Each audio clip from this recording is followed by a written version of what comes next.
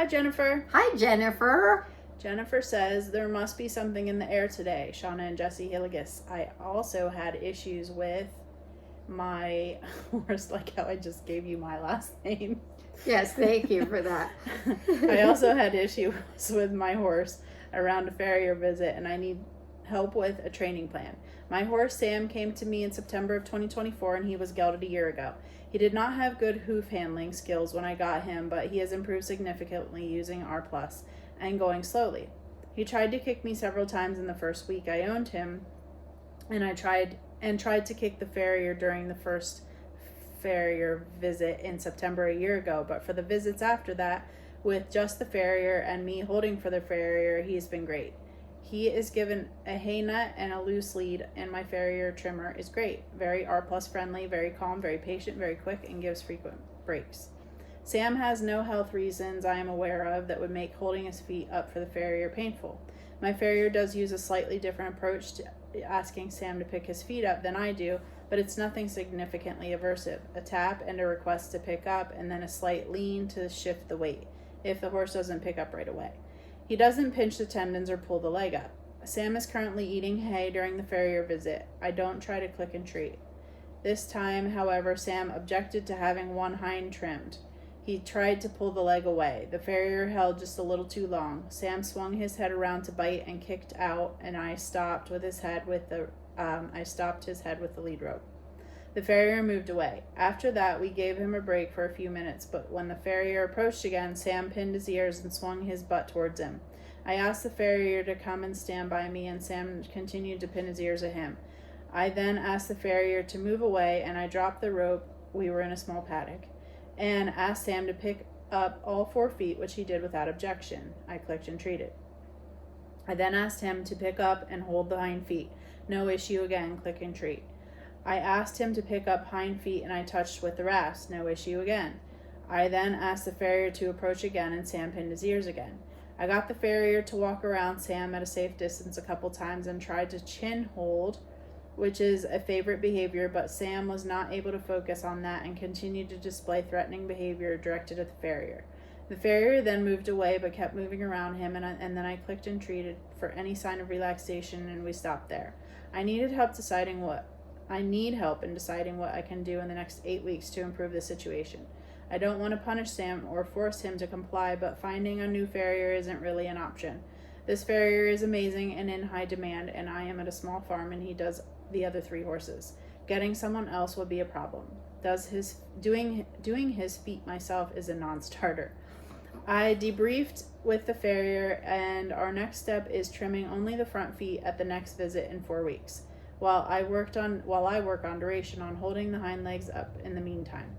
We will move locations for the next trim and work away from the other horses. They were pretty far away, but we'll move to the other track and barn next time. Other factors that may be playing in, there is a young mare in the herd who is jostling for a different position in the food hierarchy. They pretty much get free choice but horses. My horse is tough. She has kicked him in the chest hard enough to take the hair off, not to cut the skin, but to bruise him at least 4 times in the last 2 weeks. But he has had the beamer and a good slather of arnica in that area before the farrier arrived, so I do not think he was overly sore. The herd overall is more aggressive towards each other. It is very hot and buggy here. I have also noticed some latency in the hoof handling behaviors over that same time period, which is about 10 days with all feet. So I slowed down on duration work and went back to basics, and some fun foot targeting and latency is improving. I will plan to have blood work drawn just in case there is inflammation in the front feet. My horse is at the stage of retraining where he is exploring saying no, and he is allowed to walk away from much of our time together. He hasn't pinned his ears at me or offered to kick me since those first weeks. He is very healthy, athletic 5-year-old in a 5 body score condition. I am at a loss for what to do. Okay.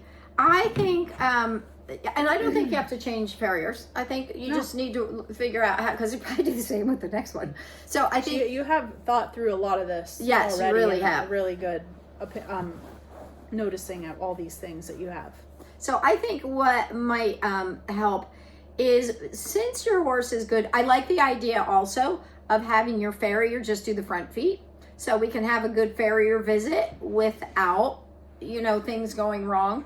The other thing, and if it was somebody said you have to do your horse's feet, it'd be a non-starter for me too. So I think the next thing I might do is maybe, since he's good with you, maybe you hold the foot and the farrier comes over, like maybe in the next visit, if you can get away with not doing the back feet for this next one. And it's interesting. I like that you're ruling out the pain aspect, because maybe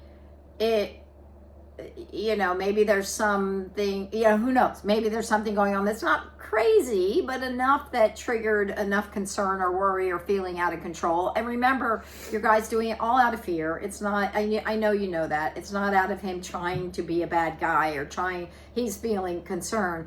But maybe if you hold the foot and then the farrier comes up and just rasps for a moment, then you bridge and step away and go up and feed. So that you are there for the buffer, because he's decided you are a safe element.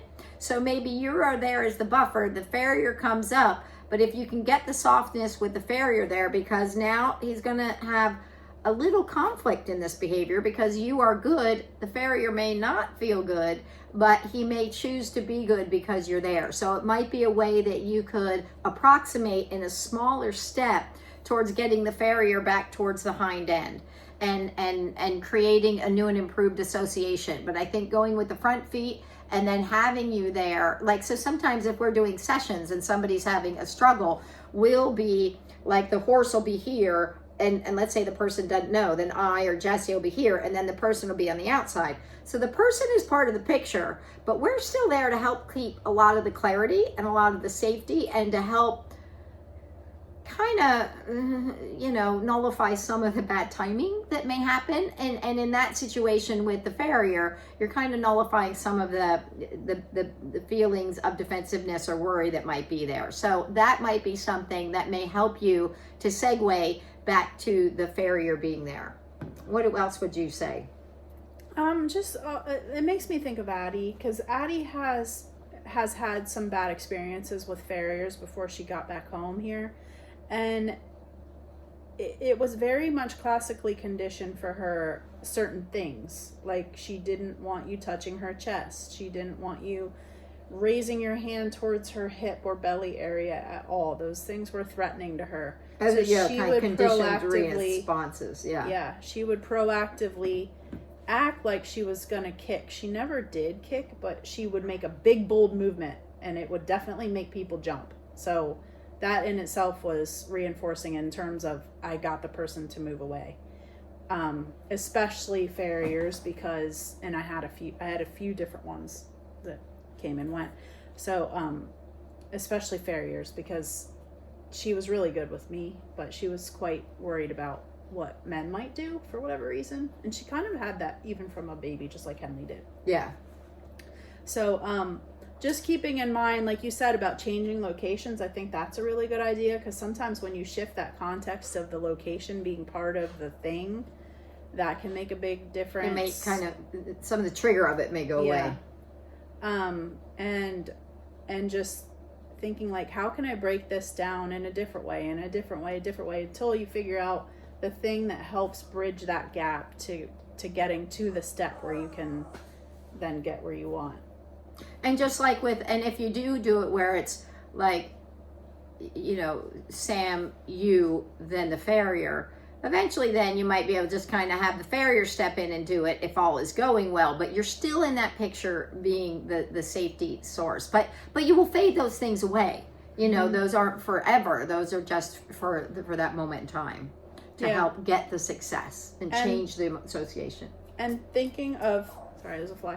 And thinking of how the farrier touches the horse, that matters a huge amount to Addie. I don't know about your horse, about Sam, but Addie definitely doesn't like them to just reach down towards the leg. She likes them to run their hand down the top of the butt and then the back of the butt and then down the leg, and then they kind of can lean over, like push the weight over, and then have it be so that the the horse is actually picking the foot up before you even put your hand on, if that makes sense. Right. And then, like, this is all stuff that, like, you don't have to do it in this way. Right. But I will, Just things to think about. take my hand and I will rub the inside of Addie's hock area or just above, because for her, that's very settling. So I had to break it down with the Farrier. She's a female, but I had to break it down with her and show her exactly how I do it, because that's how Addie is associated now, that this is a really good, this works for me. Yeah. So if you can break down exactly how you do it, maybe we can help Sam or your Farrier to understand how you do it. And then eventually maybe it's not going to matter so much. But right now, while it does matter, that's my 2 cents. Yeah.